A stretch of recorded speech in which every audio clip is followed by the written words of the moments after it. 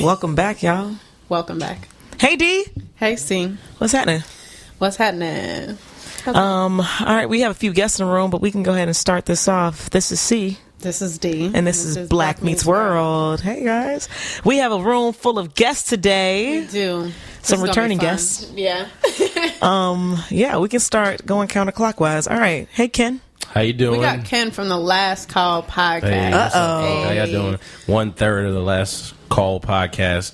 You know, we're here. I also work in the wine and liquor distribution industry, so here to keep the party going in as many ways and give as many opinions as I can to assist with y'all. What to look Thank at, you for having me. What to look at, though? Right. What am I drinking? Hypnotic. I thought y'all was on. Wait, hold on. Because I could have sworn I heard that we on a no liquor diet for January. Me and D are doing this like little, it's a detox. Okay. For like a few cleanse. weeks, because the holidays just ended. All right. But, next time. Come back to me in 28 days. Boom. Okay. Yeah. Boom, I've boom, added in a couple cheat days of mine, but I'll be extending the fast. Few brunches. Okay. Past that, yeah. All right. We have another guest returning to us. Hey, Christina, girl. I just want to say I am not on a detox. Okay.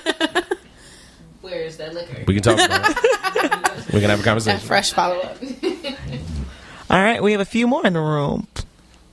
Hey, what's up? My name's Codey. Waiting for the bottles. Hello. This is Imani, and I second that. All right. Word. Thank you guys for joining. All right. So, yeah, it's a Thursday. It is a Thursday. Let's throw it back to earlier today when you had a crazy ass experience that you called to tell me about. Yeah. So, it's midweek. I was at work, decided to book a doctor's appointment in the middle of my workday because obviously that's a good time to take a doctor's appointment. So yeah, went to a new doctor, found him on ZocDoc. To make a very long story short, it was the most racist experience I've ever had. I think in my adult life, that was just so blatant, in addition to just at a doctor's appointment. All right, I've told this story a few times. I've gotten mixed feedback, pointing my head at someone else who gave me not the response I wanted, but basically, this is what happened. So I get into the office. The guy interrupts our session as we're having a conversation and takes a personal phone call, goes in the other room, and I'm like overhearing a conversation. Comes back in. He was like, oh, yeah, you might have heard some of that. But yeah, so my friend, me and my wife's friend, she dates black guys, so, that can be problematic. But anyway, this black guy, he dresses really, really well. He works at Google, and his suits are really sharp. And basically, the point of him telling me the story is to explain that he just got his suit tailored. All right, fast forward. We're still talking. He then says, he looks at my last name, and he was like, oh, where's that last name from? And I was like, oh, I'm Kenyan. And he was like, Kenya? That's where Obama's from. And I was like, yeah. He was like, ugh, yeah. And I was like, yeah, we're, sad to see him go. He was like, good riddance. So I immediately asked, oh, did you vote for Trump? He said, no, I love Hillary. I love Hillary. Like, if you had anybody you would want to have dinner with, like, Hillary is my person. But, Obama, he didn't do anything. I mean, he said he wanted to get in office. That's why black people voted for him. They said 400 years they can make relations better. But you see, black people are getting killed even more now. Look at the news. He said, even like Cornel West and, Tavis Smiley, they hate him. They hate him, and that should mean something because they know what's going on in the black community. He's like, but it's horrible. You know what Obama's problem is? Obama thinks he's white. He was raised by a white woman and white grandparents. That's his problem. He thinks that he's white, so he's not able to touch and understand what black people in this country are going through. And so then he was like, I need to take your blood pressure. Right. So, I'm like, she's telling me this on the phone. I'm like, you were at a doctor's appointment for this? Okay. So then he's telling me to take off. So at the doctor's appointment, so everyone in the room can kind of see, I have like a hoodie on my like little sweater or whatever. So I had my hoodie on. He was like, why do you guys wear these hoodies? Why do you wear these hoodies? Like, you can't see anything. When you have a hoodie on, I was like, well, it's cold outside, sir. He was like, but I mean, why do you wear them? I mean, I don't understand. He was like, what if you were walking through a neighborhood and you had a hoodie on and you get your purse stolen? You can't see who stole it. I was like, well, I wouldn't be in that neighborhood. And if I did have my purse stolen, I don't think a hoodie would matter. So, what else did this clown ass man say? Still there at this point? Oh, yeah, I was still there. So at this point, okay, so I'm giving like a perspective that's of... exactly what I said. So you were still sitting in the chair after this? So this was a very drawn out like session, and I want to explain it like this. So I'm sitting there, and as he's saying these small things, right, and I'm still like having like intermittent dialogue and kind of, giving my feedback. And I realized this nigga got my social security number. He has all my insurance information, anything else. So anyway, long story short, he needs to be sued for malpractice. He needs to have a lot of things that are wrong with this particular man. Nonetheless, I say all this to say, I was there for a purpose, and I should have left. But at the same time, I had to think about the consequences. If I left, this man has basically all my life information sitting on like some paperwork in his office right now. So at the end of the day, what I can do is write a horrible review for the treatment that I've experienced today. And at least that way it'll actually make an impact as opposed to me, saying or doing anything that would actually not affect him or he would see any effect that would change his behavior. So that's how I took it.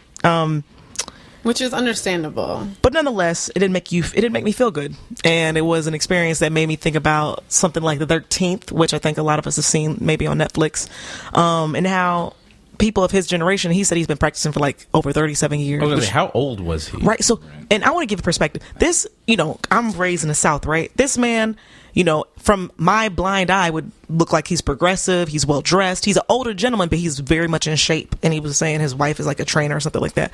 But in my mind, I would think, he's probably a liberal who has, thoughts that would be progressive because you live in a city like New York. You get a clientele that's all kind of different generations and all kinds of different races and all other kind of stuff. But no, he's in a very fixed, ignorant mindset, despite the fact that he is a doctor who has been practicing in a diverse city for over 37 years. And I think that's what made me even more troubled. A person who I would think would appear, a little bit more like conscious and liberal is still in this very much old ass mentality of racist and ignorant and bigotry type of thought. I don't know. It just really pissed me off. So he's like a white male in his 60s. A very attractive, rich white male in his probably like late 60s, early 70s. Okay. Who just looks good for his age. They don't age well. But nonetheless, that's him. Chronicles of White People in. White people, right. But honestly, though, so I'm biracial. Part of my family is white, and you would think that being a person of color, visibly walking around the world, having me in their family, would reduce some of that. Nah. Word. Nah. Every holiday, I still get it. Aunts, my grandmother, all the time. Just this Christmas, I went over to my grandmother's house, and I was having a conversation with my great uncle, Vietnam veteran. He's had, years of PTSD, just struggling with a lot of those things. We had a normal human conversation. He's telling me about his past.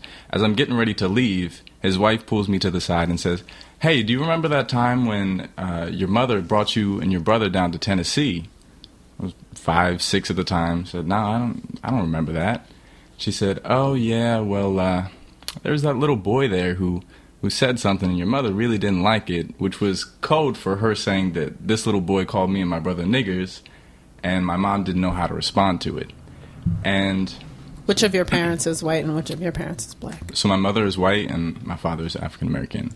And that somehow was an entry point into her telling me about how she grew up in poverty in Philly. This is a white woman, mind you. Mm-hmm. And how she hears more black people say it to other black people than to white people. And Christina is fixing her body. She's like, "Oh, we'll come to you in 1 second. Look, yo, this is my family. How do you think I feel?" Right. So, mind you, I'm trying to go home at this point. All I was trying to do the whole time was just go home. And I get roped into these conversations, and it's interesting. I think walking into a doctor's office where you're expecting a service and not, a political tirade is definitely pretty wild. But I think it's been crazy seeing that happen within my own family. Right. Yeah. Well, white people gonna white. You're right. You're right, girl. The election taught us anything is that white people gonna white. Especially white women. Oh, Put wait. that out there. Definitely No, I want to get into that. I'm sorry. What do you mean? Go on. Please elaborate. Or, both. What, the white people going white? Yeah. Okay. So, the most recent example of white people whiting is that the majority of white women voted Trump into office. I'll never forgive that. And never. And they're all mad. Never. And we're talking about, he about to take away all your shit. Mm-hmm. like all your reproductive rights. He hates women. He sexually assaulted y'all, and y'all was like, you know what? White privilege is so much more important to protect than my own womanhood, and so I'm going to vote for him because I need to protect my whiteness at all costs. That's just what they do. Right. And I think 13th like displayed that so well, showing the classism that comes with like racism as well, and showing that white people would just rather not be as poor as black people just to be in one cut above us. And so the sacrifice of womanhood or the sacrifice of class is like something that we have seen for years in different sectors of our lives. It's just really, there's so many layers to it. Now your man's, that was your doctor.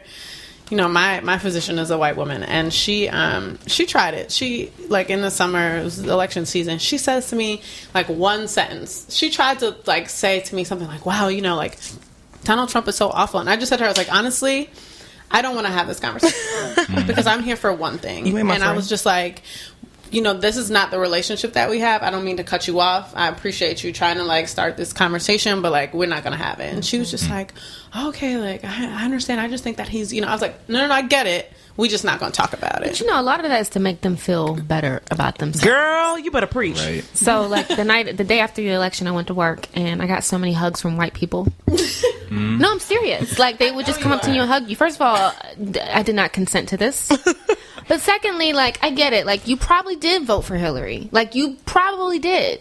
But at the core of it, like, just like y'all like to use, like those kids in Chicago, like, that's black people. That's how black people act. I'm sorry, but you got to be responsible for your people at some point. Right. And you never are responsible for your people. And in this sense, like, I'm sorry. This instance, like, you need to go home and tell your mama, because I know your mama and your daddy voted for Trump, and you probably didn't challenge them, and you're probably gonna go home on Thanksgiving and eat with them. And I get it, it's family, but at the same time, like, you have to resist and challenge and make them see that it's not right. So, like, your little hug and make you feel better, but Right. If all Muslims got to be responsible for jihad right. and all kind of ISIS nonsense, If we're responsible for those black children in Chicago, Right. y'all got to be They responsible got for to be responsible for Dylan Roof. boy who's representing himself in trial. who today The was like, disrespect. I don't want to hear this. Talking about the victim statements. I'm not trying to hear this. That's what he's. didn't he get like 12 life sentences? Yeah, He and only so killed right now, And he's representing himself. well, yeah, now they're at the sentencing part, and so he's representing himself. Yesterday, he was like, I want to make it crystal clear that I am not mentally ill. Like, I shot them people, and I don't give a damn. Like, my I have no God. regrets. And then today, because, you know, it's a hearing, so people who are related to the families come forward, and they give their little testimonies or statements or whatever. And he's like, I don't want to hear this. Like, y'all, not like I don't want to hear this because it's getting to me, it's making me sad, but like, Y'all getting on my nerves. y'all get on my nerves. I ain't got the time. You. Wow. Put that nigga in jail for life. Under the I don't jail. want to talk about no goddamn electric chair or whatever the fuck they do. Put that nigga in jail. Has it been classified as a hate crime or like? I It feel like- has. It has. Yeah, but Okay. still. For sure. Let him suffer for the rest of his life. That's. I don't know though. Jails be on something else. Like, they got cable. But like, Speaking of send the him- internet. what you really, I think what you really Phones. need is like, House send him to Rikers. Send him to Rikers. Send him What you to mean. Rikers. Put Oh, him in he's solitary gonna get confinement raped like y'all in put front of his Khalid father. Browder. Jesus. That man. Jesus. That's a great place to go, actually. Can we just move his ass up to Rikers or something else? Okay, so speaking of the 13th and mass incarceration, and Great segue. Right. I ain't get to get my 2 cents on your doctor. That was so fucked up. no, Ken. No, Ken, tell us. No, I mean, so people like that fascinate me. Like, okay, so I'm new to Twitter. I have like 48 followers, right?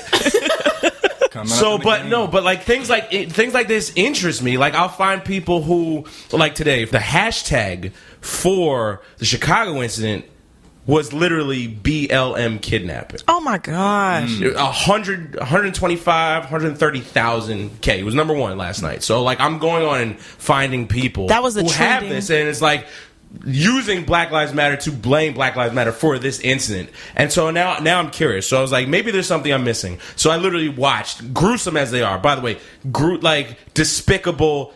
Like you said, if I feel like I have to own that, I have to call that a hate crime. It was. They literally picked him out, there were a lot of anti-white statements, there were a lot of anti-Trump statements. Fine. It had nothing to do with Black Lives Matter. I literally listened to every single tape, there was nothing, they didn't say a word about BLM, right? At all. Right. So I literally challenged people all night on Twitter last night. Find me an example why this is Black Lives Matter. And I let them know, I'm not pressing you. I'm just trying to, so we can have a dialogue and not some civil discourse where you can point to me and not use this as an example for a political propaganda, right? Right. So that's number one.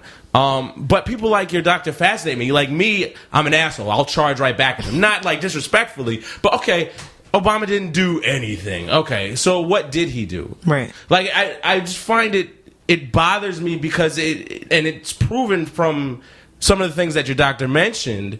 Oh, look at Tavis Smiley. Oh, look at Cornel West. So what you're saying is because you have educated black people disagreeing with Obama, you're using that to agree with your psyche that nothing is right with him. Right, with your racist narrative. And you're using that as, you know what, I'm going to throw the baby out with the bathwater. I'm surprised he even knew those names. He also mentioned Ta-Nehisi Coates. He also mentioned Ta-Nehisi Coates, and I was like, wait, what? And then there was just so much. There was a lot. I didn't even mention a lot of Don't stuff. put Ta-Nehisi's name in your mouth. Right. He was like, yeah, this is when he mentioned Ta-Nehisi Coates, because he said Obama thinks he's white. He's like, and Ta-Nehisi Coates wrote a book about this. And I was like, no, I don't believe so. And then he also mentioned, he was like, yeah, where did Obama come from? He said there's a lot of elections that should have been won by other candidates. And that's where he started confusing me. Because he was like, 8 years ago, Hillary should have won. He was like, because who was Obama? He didn't have any experience. What was he doing before this? I was like, I think he was a senator. And then he was like, what, for 1 week? And then I was just like, okay, this is when I realized I'm talking to a person who just doesn't get it and refuses to hear facts. But he also mentioned, how like, oh yeah, Bush, Gore should have won. And I was like, I don't know what the fuck your agenda is. And that's when I got confused. It's like, I don't know where you side with, but it made me realize like you are the white liberal that basically was like, after the Civil War, you are the white liberal who was like, we're better than those in the South because we don't have slaves. Right. But you're still racist. You still have inherent beliefs of that you're better than other people. Yeah. And then that's what I think really what drove that like anger and frustration within me, because it's like, you're that person that is like the person who won't say, I'm not a racist. I like black people. I have black friends. But everything that you stand for and everything that you do oppresses others, and you're not seeing your ways and how it affects people who are in minority groups. It just, I don't know. It just really upset. I called D immediately. I was like, call me. I called her, then she didn't pick up. I was like, call me. Yeah, I called her back like, what's up? She was like, girl. Because she know we don't talk on the phone like that. We don't. This is the second time. That's the second we've time ever spoken on the phone. 2 weeks that she's called me about some racist shit. Speaking of. Okay, we can go there. So, speaking of, we have been doing our best to keep up on all TV platforms for like anything that's black, essentially. Majority black, representing black writers, directors, exactly. So we've been watching all the documentaries, whatever, and we watched 13th. I watched it a few weeks ago, and C calls me up a couple of days after Christmas, and it's like... I watched it on Christmas Day. Because why do you do that? You know yourself. You know what's funny? Because we watching the game, and then we saw like Cleveland win, and then we all went to the basement. We about to watch a football game, and then I was like, I'm gonna go upstairs and watch something on TV. And I'm scrolling through because my brother got this unlocked Amazon joint. Yeah, so the Fire Stick. Yo, that shit, I was like, I didn't even know you got Netflix. Yo, you got Netflix stuff too. So anyway, I was like, oh, 13th. I've been wanting to see this. Let me put things in perspective. I come from an African family. I have other side of the family that also came, and the mom is white and the son is mixed race. So the son came because he's a teenager, so he was like up till 7 a.m. the day before. So he came to the crib and he completely passed out on the couch. So he's sleeping on the couch. My mom and dad are on another couch, like finishing up their nap after the meal, and I'm watching 13th. So my brother is coming upstairs in and out as I'm over here like with my wild ass commentary. I was like, you see, this is why we got the I'm going in, right? And so my mom was like, see, chill. And so I was like, but is it not true? And then my brother comes up, put me to the side, and he was like, yo, I think he's not sleeping. Like, don't say, crazy shit about white people. And his mom was white. And I was like, but why are we watching the 13th in the first place? So I start going off. I start having an attitude. So then that starts to like create a scene. And my parents are like, you know what, we should just, it's Christmas. So that's a whole other situation that happened. But it made me think to myself, as my nephew came upstairs, and this is my sister-in-law's nephew. It's her brother's son. He's 8. Jalen is 8 years old. And he said he's watching 13th. And he's like, oh, wow. Did that happen to black people? Is this real? What's this? Wait, that really happened to black people? And I'm over here like, how? And mind you, 8 years old. Okay, granted, you're not seeing these graphic images of, people hung up on trees. You're probably not seeing graphic images like that, especially now. But my thing is that at this age, for you to ask a question is slavery real? Did these things really happen? It made me think to myself, and this is why we all need to watch this. This is why we have to have this dialogue. This is why her son needs to be aware and be comfortable to be even questioning why people are doing this. Yeah, your mother's white. So what? Why should I feel bad about talking about this stuff in mixed company? It should be talked about. Especially because his father is black. I mean, it's not like it's just you're and even if he wasn't. Even if he wasn't, I'm saying it's not like you're in a room full of white people. Right. Like, you're talking to somebody whose history this also is. So it's not, to me, I could see where your mom was coming from. And when we talk about this, it's like, it's the innocence factor. It's what... Because they're both kids. Both kids, but parents and everybody, they try and shelter you to a point. And they try and, like, display these types of things so sensitively. And so something like, when our parents were growing up, Emmett Till being on the cover of the Jet magazine is something that our parents were probably shielded from to a certain point. And so, like, for them, they're trying to shield their kid from seeing Mike Brown on the street for days. You know what I'm saying? Right. Like, they're trying to avoid those specific moments where their impression is this and it's negative. They need to know the history of it. They need to know the context of what was going on. So I think that's probably part of it. But those also end up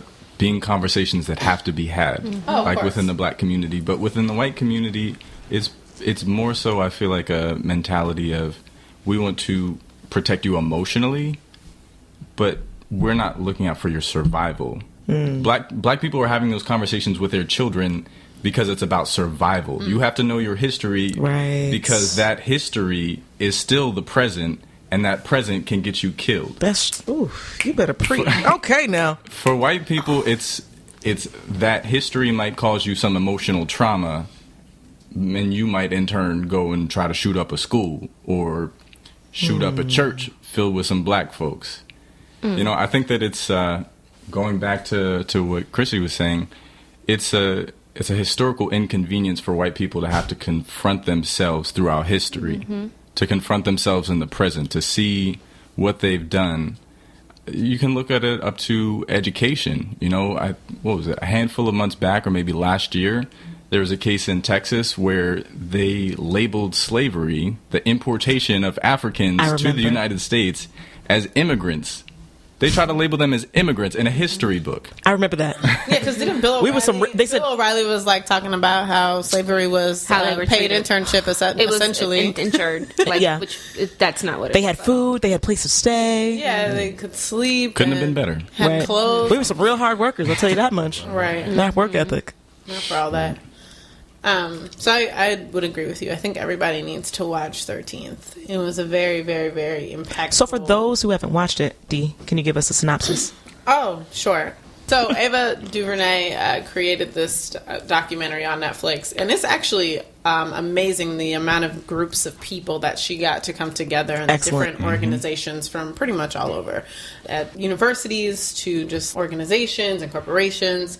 And she just basically gives a very, very, very in-depth overview of why we struggle, essentially. And it starts at the beginning, and it goes all the way up till literally right now. And there's authors in it, there's professors. I mean, it's just really impactful and profound. And the concept is that the 13th Amendment, which the name derived from, basically is like that clause that says, everyone can be, no one should be enslaved, but under the context, unless you commit a crime. And so she details exactly like what slavery was, how it impacted black people then, and then how it evolved into modern day slavery, which is basically mass incarceration, and how it started with, Nixon talking about the war on drugs, but that was really his efforts to kind of like minimize what hippies are doing and also crack down on blacks. It was like code language. Then Reagan kind of turned that into like the war on drugs officially and really coined that phrase. And then the Clintons actually like put the infrastructure in place to actually make sure, that's the 3-strike minimum, or like, 3 strikes and you're out, or the mandatory minimums if you get like, so many felony offenses, and how basically like Reagan put that rule in cocaine versus crack. Like you're looking at a epidemic, a health epidemic, but you're now imprisoning these people for having a drug problem versus now where it's like a heroin problem, and it's now like, because it's white people, it's okay. The headlines. Oh my God. The headlines, they had healthcare professionals on there. The thing that struck me was Michelle Alexander was in the documentary, and she's the author of The New Jim Crow, which I have talked about on this podcast many a time. And that book is it's incredible. I have it back from on loan. I can give it to you. And it's literally about the same type of thing, just written down in piece by piece, like the comparison, how we were enslaved then, how we're enslaved now, what it was then, what it was now. I was sitting there, my dad and I watched it. I was over here shedding tears. I looked at him, he was sitting there like this, like trying to keep his tear ducts in order. Like, it was profound in so many ways. Have you guys read Yaa Gyasi's, I believe that's how you say her last name, Homegoing? Oh, no, not yet. I heard about this. I heard about Tell this. us again. Tell us. Right. Homegoing. It's about two sisters. One was taken away in the slave trade, and the other one stayed in Africa, and it just shows their life, their journey, their trajectory.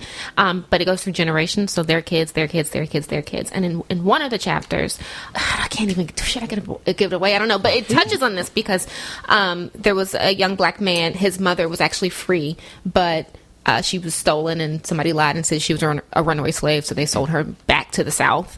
But she was pregnant, she had this baby. He ended up being free after some time, but he was arrested, and so they were just arresting black people and just charging them for whatever after slavery, and then putting them in the mines and having them work. It was that free labor. But it's amazing that, like, in the 13th Amendment, that they had the foresight to be like, okay, so slavery is over, but let's put this language in here to make it so that criminals can be slaves technically. Basically. And so now we're going to just arrest all the black people and put them in jails, and for generations and generations and generations they're still slaves to us. Yeah, it's true. Well, it's I think wild. true, even with the even going back to stuff that in my head what Obama has done in his last few weeks, he pardoned I think 394 people from nonviolent drug crimes. So these people that got convicted for having an amount of crack cocaine that would have crack in comparison to cocaine, which would have landed them a couple of years, where they got these mandatory minimums, these life sentences piled on top of each other, and he exonerated some of their sentences, and even that process is crazy because he only pardoned, let's say, over 300. There's a list of over 12,000, 13,000 that got sent to his office this year in 2016. Another thing that he also did too is his administration was responsible for reducing the time, the disproportionality between crack and cocaine. Oh, really? So Really? Before it was 100 to 1. So for 1 year that you would get for cocaine, you get 100 times that for crack. That's crazy. He reduced it to 18 to 1, which is still crazy. I didn't even know that shit is still actually like in place. I didn't know that, to be perfectly honest. Yeah. For some reason, and this just shows you what. Listen, and I feel like I'm a pretty educated person. No, I didn't know that shit's still around. I mean, not saying. I don't know who's doing crack in this room, but crack is like a 80s drug versus like the other options. I mean, comedic relief, but nonetheless, I didn't realize it was still going on now. Yeah, it's here. I had mentioned before, I spent some time in Brazil. I spent 6 months in Brazil, and a lot of the conversation that we don't have in the United States is about the ongoing genocide that's happening in Brazil of black folks. Oh, yeah. And a big part of that is now it's mass incarceration, it is crack. In a lot of ways, it almost feels like Brazil is evolving 20 years behind the U.S., They're in the 80s right now. So and the police brutality in Brazil is off the charts. Yeah. So we talk about how one black person is killed by the police or a vigilante every 28 hours. In Brazil, it's one person every 7 hours, every 7 or 8 hours. And this is a country that has 100 million less people than us. So Amnesty International in Brazil actually, they use the term genocide to refer to the condition of black people there. In 2013, there were over 33,000 people who were murdered.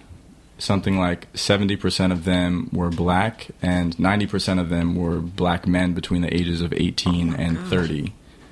Wait, so 70% of them were black, 90% of them were black men between the ages of 18 and 30. An entire generation. Yes. Wiped off. And what were the cause for these killings? It's just different stuff. It's just violence. Brazil's also Brazil has the most amount of Africans that were brought into the Americas, but also they never had a civil rights movement.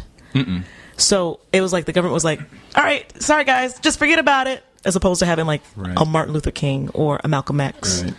The government did do something interesting, though, that the U.S. government didn't do. They had a period called branqueamiento, which means whitening. I just love how educated y'all are. I was just gonna say, he's smart as shit. So please Say that again. What's it called? It's called branqueamiento. All right. And Dominican Republic did this too. yeah. I mean, I was there's going to plenty say of countries. I was going to say the same thing. DR too.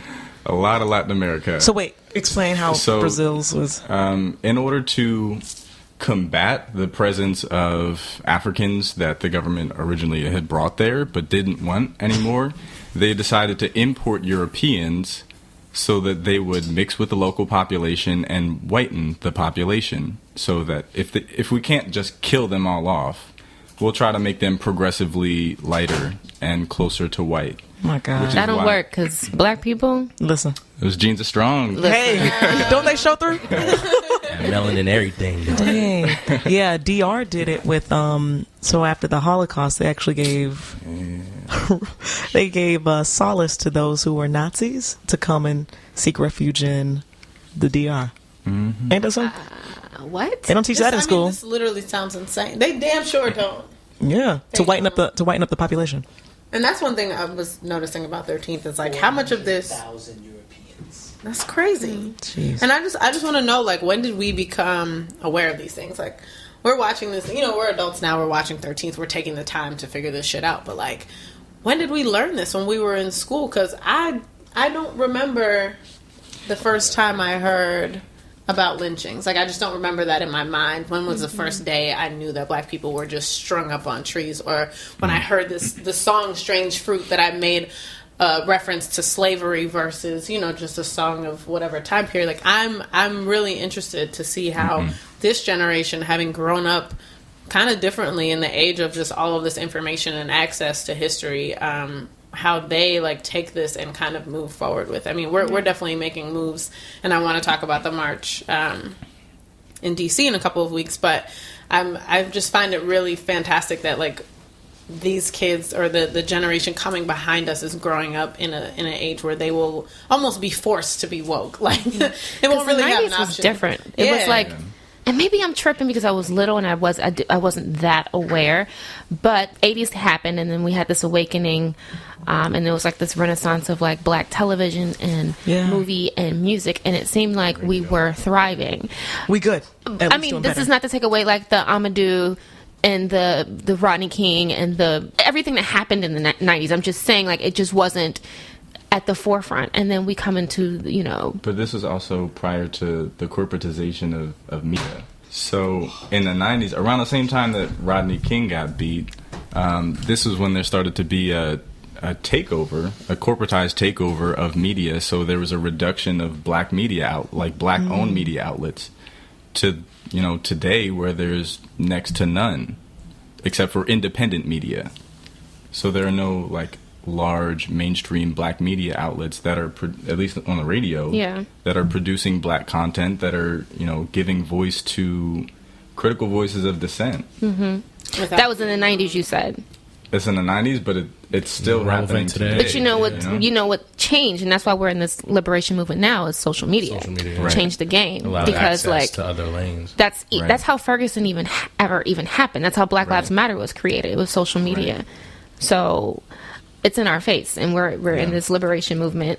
But just to go back to what you were talking about, like when you learned about it, I think it depends on like who your parents are. My mom was like mad woke, just But also, so I grew up in PG County, but I was actually born in Pittsburgh, and I would go back every summer to visit my dad.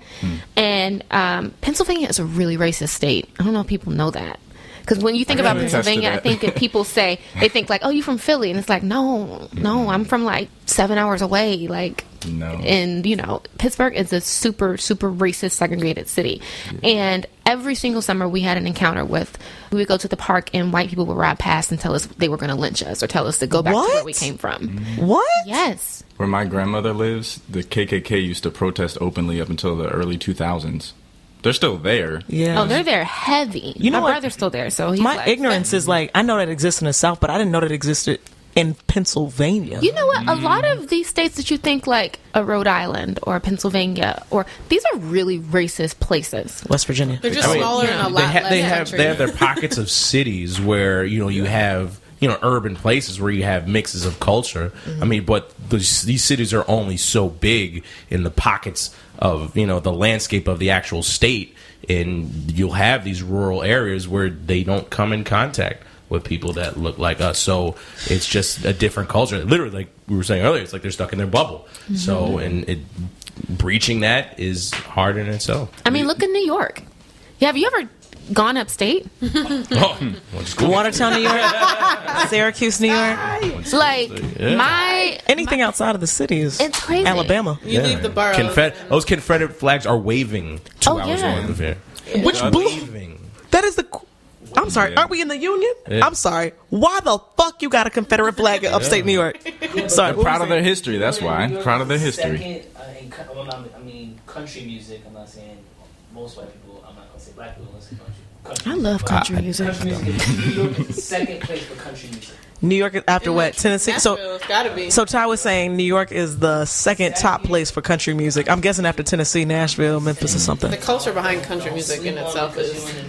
You know what?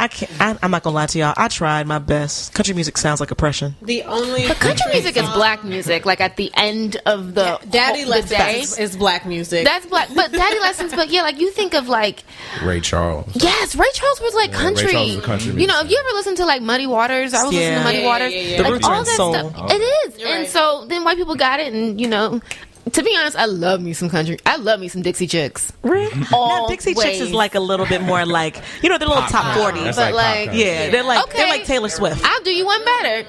I fucks with Shania Twain. Now I like Shania too. Now we're not talking about for real country. I'm talking about some banjo playing.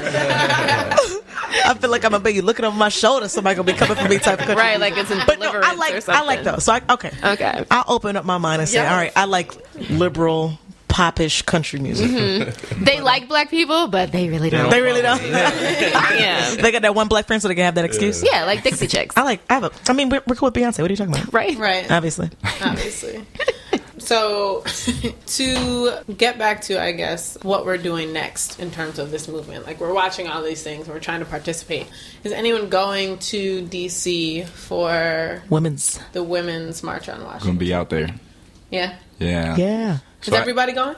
I'll be there. I'll be there. I'm Want to provide specific dates? It's the 17th. What is it? The 21st. 21st. The march is on the 21st. Yeah, Yeah. So the day after the inauguration is Right. on the 20th, The which is a 20th. Friday, Right. and the march is on The Saturday. 20th. Okay. Right. Gross.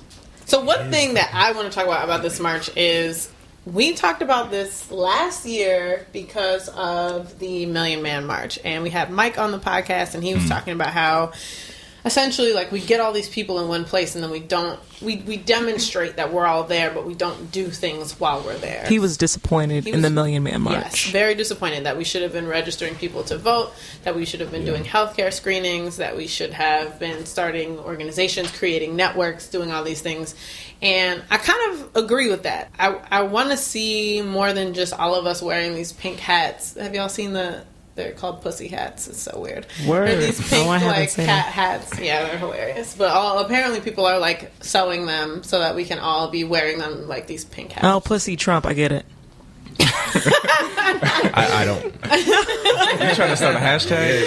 Right. Oh no. Black Lives Matter calls Trump a pussy. Like, that's what you just did. So I want to know what you guys' take is on like the outcome of the march, on what you expect, I guess, to get from it and what you expect to sort of gain in this experience. Well, a handful of years back, I organized a few people at college to go to, was it the 50th anniversary of the March on Washington from 63? It was symbolic for people, but I don't think that it was transformative or transformational, and I sure as hell don't think that it was radical. I think that a lot of and I don't mean this to discourage protest whatsoever. I'm all about it. People should be out in the streets protesting constantly. I think that sometimes large-scale things like this turn into people feeling good about themselves in a space and then not transferring that energy into concrete action. So people want to go, they want to shout, they want to yell, but like you're saying, they're not going to organize people to vote. They're not going to have that translate into, some sort of formalized resistance against power. Mm-hmm. I think that's why so many people are also really just skeptical of the march in general, is that they thought it was like all white women organizing, and they were like, this is just to make you feel good, even though we know you were closeted Trump voter. Right. And also was the appropriation of the name, like the March On. Right, so it were started really shaky. upset. Yeah, but to be honest, I know some of the organizers, and Tamika Mallory, who is with the Justice League NYC, who is a phenomenal organizer and activist, is leading that charge. And I think symbolism is okay. I don't think every form of resistance has to be radical, because there's a place and a time for everything. It's just like when you know that you're not going to step in the front of the line when you're at a protest. You might be in the back, but that's because you got to go home and write the story. You know what I mean? Everybody has a role. And I think that this, just by sheer number, it's a symbol, but it might mean something. It's something in the fight. Right. And so I don't think that every time we do something, it has to be this big, amazing, like far-reaching outcome. Yeah. Like, resistance starts really small. We're not going to get Trump out of office. We're not going to change something the next day. It's one day. We understand that it's one day. Right. And I have my thoughts on the march, and I'm trying to understand it more, and that's a whole other situation. But I want to know. I just don't know. Like, I'm trying to also come to a conclusion myself about what this is going to do for the people. Yeah, right. because and I'm going to be there because... Real quick, Ty here. I agree with... I'm sorry to cut y'all off, but I agree with what you're saying as far as, like, the march and your friend saying that people should do more and whatnot. But people have to realize that in nature in general, there's more sheeps than lion. So that's why you get so many people out doing things. But the people who are speaking about what needs to be happening and what needs to be doing something, if they're going to speak about it, they should also be about it. You know what I mean? And that's what's going to get more people to, somebody said, let's protest. So all the sheep are like, okay, let's go protest. But the next step is not implemented. So therefore, everybody's just outside yelling and screaming, but nothing is moving forward because nobody's taking that next step to move forward. And you said, people you know what, though? Themselves. But that is... You know what, though? People always discount protest. And I saw that happen a lot after Ferguson. Right. And people don't understand that when you go out in the streets and you're protesting, you're making noise, they think that you're just doing it. Like, why are these people disrupting this? That's what it does. It's disruption. Right. And I think that the visual of seeing... I don't know how many women are expected to come to this march, might do something for somebody. And it also disrupts in a way that we couldn't do without that sheer number. So I'm okay with, if you want to call them the lambs, to come out. And they might not do anything after that. But let's talk about Ferguson for an example. People said, oh, protesting doesn't work. They overhauled the police department and the courts because of protesting. Mm-hmm. You know what I mean? They started a whole movement because of protesting. School was closed. With protesting, like even with boycotting, when they did the whole thing, I'm not taking a bus. Most people don't realize that even if you protest, you have to protest consistently. They protested for a year straight before they seen results. Right. Most people protest. It's like we're the same thing in our generation. We're so instant gratification. We're like, okay, well, I did my 2 cents and nothing happened, so it's over. Oh, well, my job is not I'm not moving forward in my job that so quickly, so I'm gonna quit. Oh, everything has to happen like, oh, well, I'm a DJ, I'm not getting gigs, it's over for me. You know what I mean? So at the end of the day, I agree with the protest, but the consistency has to be there in order to gain results. I agree. I think we also, I'm sorry. I'm just going to say, I think we've also been trained to distrust these things or mistrust them. And so, like... agent provocateurs are a real thing. Yeah. And so it started off where it was like these 3 white women and they like named it incorrectly and they didn't have a venue and they didn't have the permits. And then we were all like, oh, maybe this isn't going to work. And then, like you said, Mallory and the other 2, like they came through and like everything has changed, but we are in a state of we have to protect ourselves. Like, some people are not going to this march solely for their own personal safety. Then you have to look at, like, where are you in that space? Are you looking for instant gratification? Are you looking just to make a statement? Are you looking to just be a part of this movement for this day? And so everybody's coming from different places, and I think it's really hard. Like, you're never going to get one opinion or one thoughtful outcome because you have so many people in this body all working towards the same thing, but like different objectives underneath it, I guess. I have a question based on the march. So a lot of this, I feel, a lot of the energy is against Trump. It's not supportive of Trump. And I think that a lot of the focus is to bring shame to him and to the Republican Party as a whole for what they're in the process of attempting to do. So do you all think that shame is the most effective form of protest? Because I'm thinking back to, the civil rights movement, where it wasn't really until white people from the North started coming to the South, getting their asses beat in the street on public television, that the federal government felt the need to respond. I don't. See, I'm like heavily ingrained into politics, right? Like, I probably should have been a poli-science major, looking back on it. At this point in time, it's really hard to shame the shameless. Damn. For them to go out of their way today to say, that we are going to defund Planned Parenthood. Yeah. A bunch of white men standing on stage saying we're going to take away the right for women to not get cancer screenings, to not be able to have access to contraception, to not be able to get birth control, to not be able to have a safe haven where they can have a conversation whether if it's a right decision for them to have a baby or not, with and a complete stranger, but to still have an open conversation. For them to say we're going to get rid of all of that and look you in the eye and look women of Congress in the eye and say, yeah, we're gonna try in about 2 months, but we're gonna get rid of that too. Like, you can, it's pretty hard, and for them to trust me, I can go on for days. Even for Paul Ryan, for him, Ted Cruz, for him to stand behind a man that disrespected your wife, that disrespected your father, for them to stand behind him, how can you shame those people? Right. You know, I had totally forgot he came for his wife so hard. I mean, like, we not cool. I totally forgot about that. I brought up Megyn Kelly earlier because, like, she got her ass dragged, and then all of a sudden was like, well, I think, like, Donald Trump will probably be okay, and, like, we'll see what happens. But I was like, how? That was the most astonishing thing about this election. Trump went across the board, insulted everyone, and then all of them, you want to talk about sheep, all of them fell in line to stay within... In power. Yeah, to stay in power. That night was like, well, it's, he's president. Well, it stay in power, yes, but out of fear, too.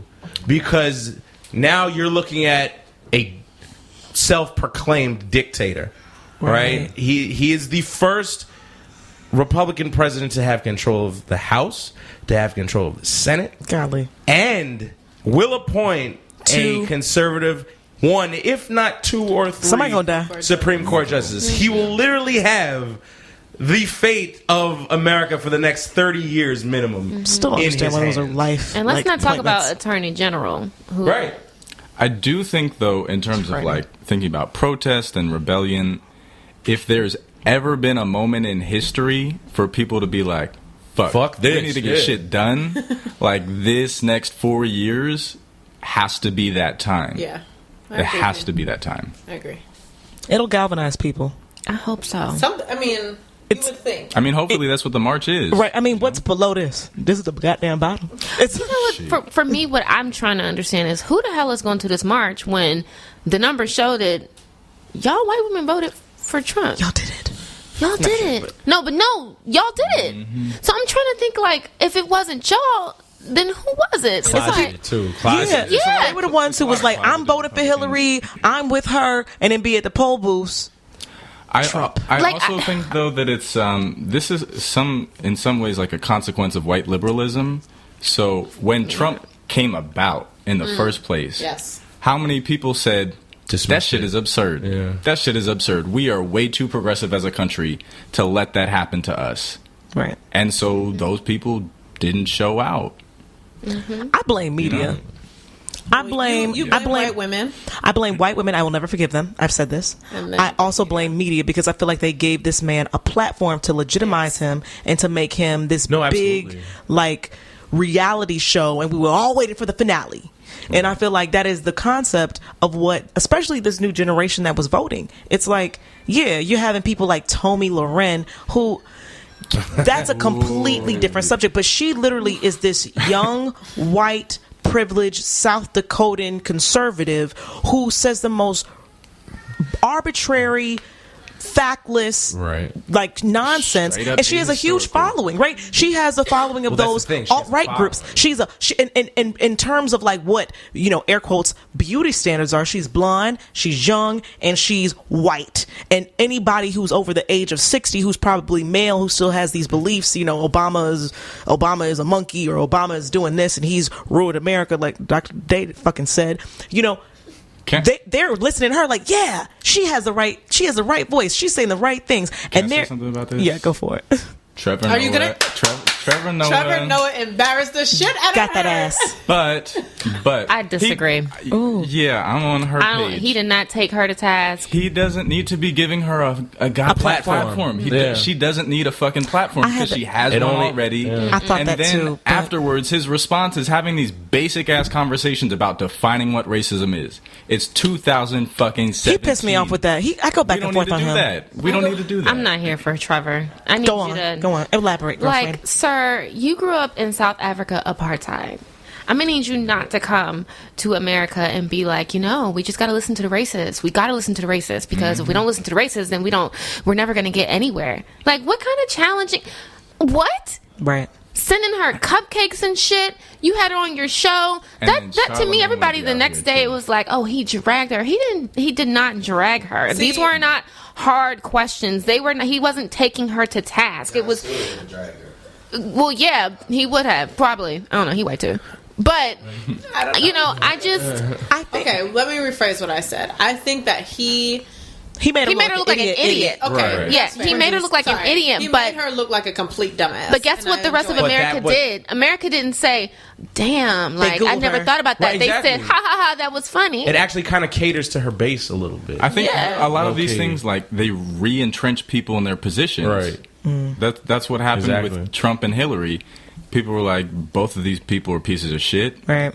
I'm just going to stay in my position because Trump is way too crazy for people on the left, and Hillary is way too corrupt and Hypocritical.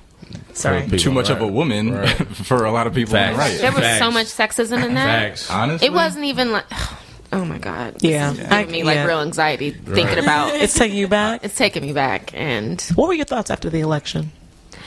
I was very numb. I remember, so we stayed up all night because we live streamed from the office. We had a Facebook Live party and we had like a bartender. We were drinking and like, yeah, going through, talking about the election, like reflecting on it. And then, you know, the numbers in the states started coming in. And my two guests were like getting really nervous. And I was like, it's okay. I really thought that Hillary was going to win. I had no doubt in my mind. All of Maybe us. I'm naive, but I really had no doubt in my mind. I said, America is not going to do this to us. coming from Pennsylvania. Yeah, I I know didn't people put the think fucks in I'm Buy America. people think I'm crazy because I really thought that Hillary was going to win. It was just too crazy to me. I couldn't even fathom And it. we live in New York. We live in New York. That's the thing. I live in this bubble where I'm like, The whole world thinks like no this. one I know likes Trump. Like no one's going to vote for Trump. That right there. No one I know. Or Right. Like, why would anybody ever? And then we're just not exposed to these people. Your great uncle and his All of wife that, and all the, you know, it's like we don't interact with those people, so it's so far. And it's also out of sight. filtered out on people's social media feeds. Like you Right. follow certain people, So- Oh, you curate your timeline. Right. and they selectively. You're get in your action. own. You're in your own bubble. You are. It's crazy. But I don't even come to Harlem. What you mean? It's a long distance. It's long distance. Crazy. Another country. my town is a manufacturing town, but since the recession, a lot of that has shut down, and there have been no jobs. And They blame Obama.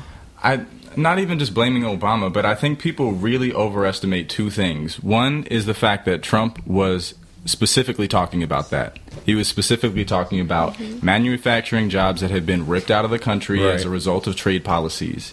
And technology. And technology. Yep. And in addition to that, Hillary Clinton just pushed to the side a whole bunch of people who were undecided or in between or potentially right-leaning voters and didn't acknowledge their presence, didn't acknowledge their suffering, didn't acknowledge what they went through. Yep.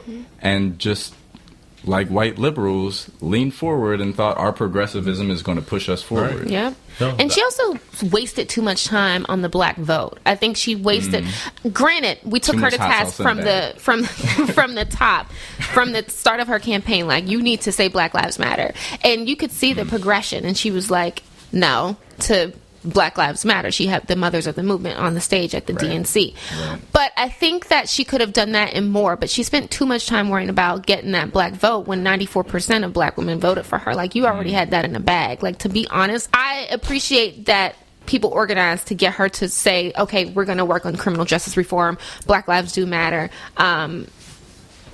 But I think she wasted her time. That was her fault in this election, is that she didn't focus on the white people. Yeah. Those are the sadly people are the you need- majority. right? Just the whole entire northern central part of the country. Yeah. Which The I Louisiana Purchase. lived in Michigan. I could Right. see why, not see why she would pass. So I actually don't see.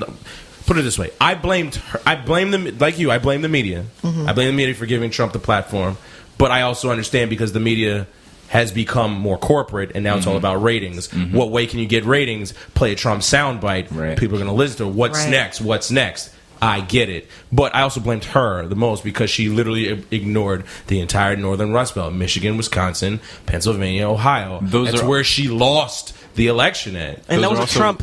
I mean, Trump. those Those are are Bernie Obama. states. Yeah. Yeah. Yeah. Those were And that was the Obama other had thing. him too. went over I Bernie also voters. folded her for her vice presidential pick, but that's nonetheless here. She was trying to be a Tim safe Kaine. model. Yeah, I wouldn't- We all like Tim Kaine. She was trying So, to check off some like- boxes with that, though. He was like, yo hablo español. Yeah, I got my Spanish. But what about the Democrats? I don't think that we were talking about how at fault they were for. True. They just spineless, just DNC completely was spineless. fucking up and got caught with their hand in the cookie jar. Well, ain't that the Russians though?